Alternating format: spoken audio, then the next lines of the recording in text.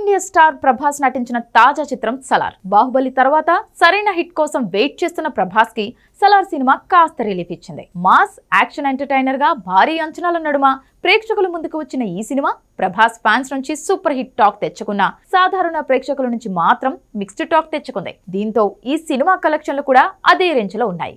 నిజానికి కేజీఎఫ్ తర్వాత డైరెక్టర్ ప్రశాంత్ నీల్ ప్రభాస్ కాంబోలో తెరకెక్కిన ఈ సినిమా ప్రీ రిలీజ్ బిజినెస్ భారీగానే జరిగింది. అప్పట్లో సలార్ సినిమాపై బజ్ భారీగా ఉండటంతో ఖచ్చితంగా 1000 కోట్ల రూపాయలు వసూలు చేస్తుందని అందరూ భావించారు.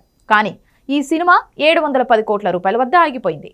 అయితే దీనిపై ప్రభాస్ అభిమానులు సంతోషం వ్యక్తం చేస్తున్నారు. చాలా రోజుల తర్వాత తమ హీరో హిట్ కొట్టాడని సంబరాలు చేసుకున్నారు. ఇదిలా ఉంటే తాజా సమాచారం ప్రకారం నిర్మాత విజయ్ కిరంగదూర్ సలార్ ఆంధ్ర డిస్ట్రిబ్యూటర్లకు డబ్బు తిరిగి ఇచ్చాడట. ఇప్పుడు ఈ వార్త సోషల్ మీడియాలో వైరల్ గా మారింది. సలార్ సినిమాపై భారీ హైప్ రావడంతో డిస్ట్రిబ్యూటర్లు ఈ సినిమాను భారీ ధరకు కొనుగోలు చేశారు. ఈ చిత్రం తెలంగాణలో చాలా మందికి లాభాలు తెచ్చిపెట్టింది. కానీ ఆంధ్రాలో ఆశించిన స్థాయిలో స్పందన రాలేదు. అందుకే అక్కడి డిస్ట్రిబ్యూటర్లు నష్టపోకూడదని నిర్మాత విజయ్ కొంత డబ్బు తిరిగి ఇచ్చేశాడు.